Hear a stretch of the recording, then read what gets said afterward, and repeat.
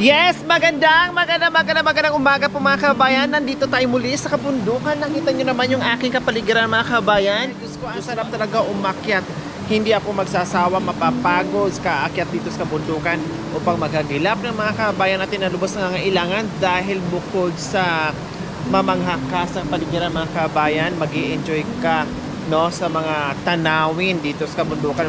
Talagang napakasarap namin at lumanghap dito. Kaya sa umagang ito, meron naman tayong puntahan. Tara, samahan niyo po kami mga kabayan. Hi! Good morning! Kayo si tatay? Feliciano Culiado. Po? Oh. Pangalan niyo po? Oh. Feliciano Culiado. Si tatay Feliciano Culiado. Nasaan po yung bahay niyo? O pwede po tayong pumunta doon? Okay, tara. Saan po kayo galing, tatay? Bundok ako. Anong ginawa niyo po doon? Kumuha ka ng panggatong na kahoy. Nangahoy. So ito po mga kabayan ang bahay ni Tatay Feliciano. Dito siya nakatira. Sa sira-sirang bahay mga kabayan. Talagang ang buhay ay napaka-ihirap mga kabayan. Diyos ko. Sino po ang kasama niyo po dito, tatay? Wala, ma'am. Ha? Wala. Wala kayong kasama dito. Anong nangyari sa bahay natin? Ano po nangyari sa bahay? Nasaan na po si nanay? Wala. Patay na. Wala akong asawa. Ay, binata po kayo. Oo. So, ang mga kapitbahay nyo po dito ay mga kaanak nyo. Mag-isa lang po kayo sa buhay. Ano pong hanap buhay nyo, tatay? Para manunang malakas pa ako. Tapos ngayon po, Wala na. wala na. Makikakain ko sa kay kamag-anak ko. Diyos ko, akala ko po abandonado na ito. Wala nakatira. Pero mayroon pa pala.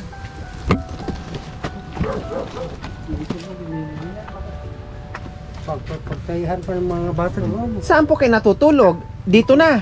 Sabi ko na nga ba eh.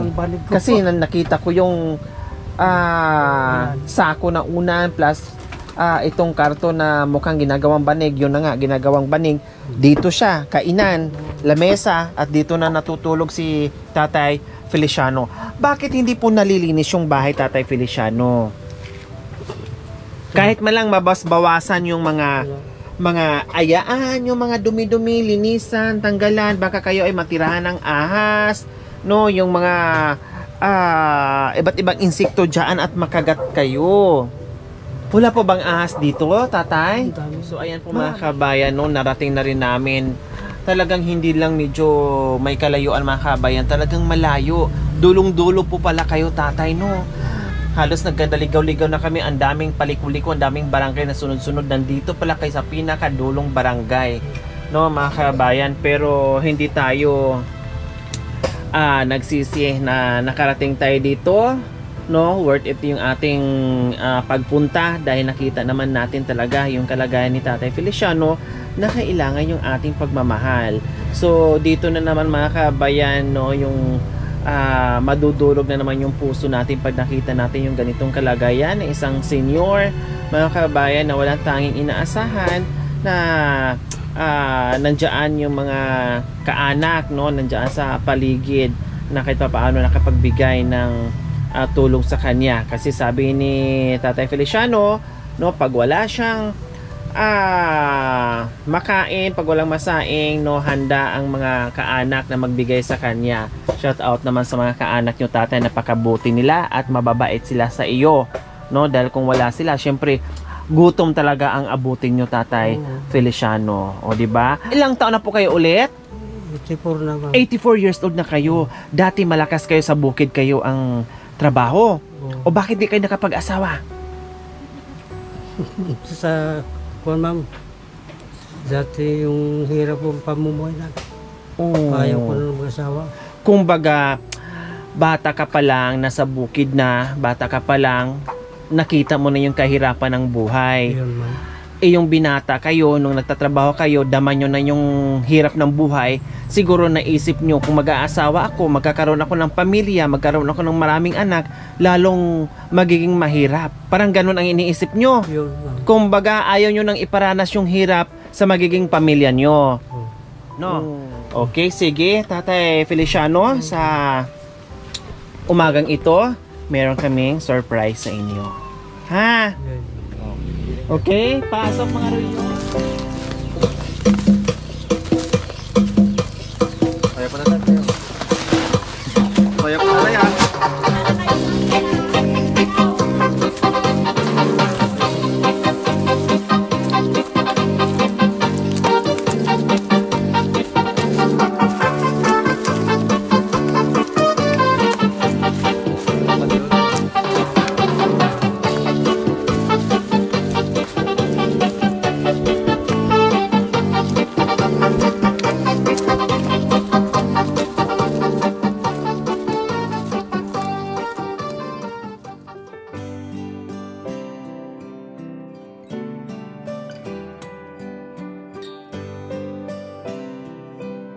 Mahal ng itlog ngayon mga kabayan. Pagkatapos ng sibuyas, itlog na naman. Sunod, hotdog na naman mga kabayan. Abangan nyo. Ngayon mga kabayan, hindi lang yan, meron pang kasi Tatay Feliciano.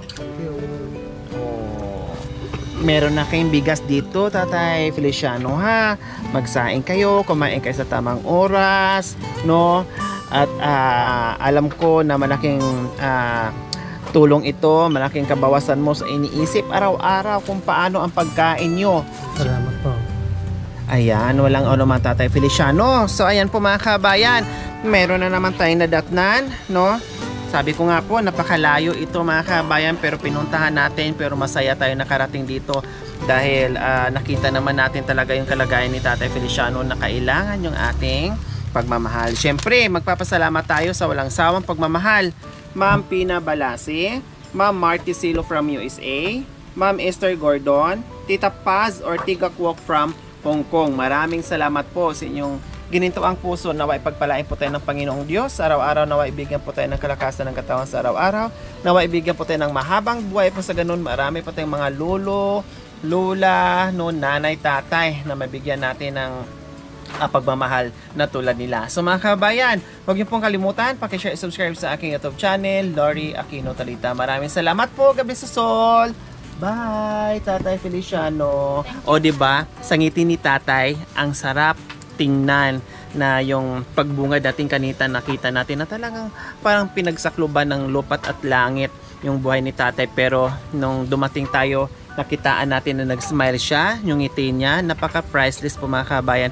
At syempre ganun din po yung naramdaman natin sa pagmamahal na binabahagi natin sa kanila. Syempre shoutout din kay Ma'am Lolita, no? Siya po ang naging tulay na marating natin yung lugar ni Tatay, no, na makapagbigay tayo. Maraming salamat. Isa din po kayo sa nakatulong na mapunta natin si Tatay Feliciano.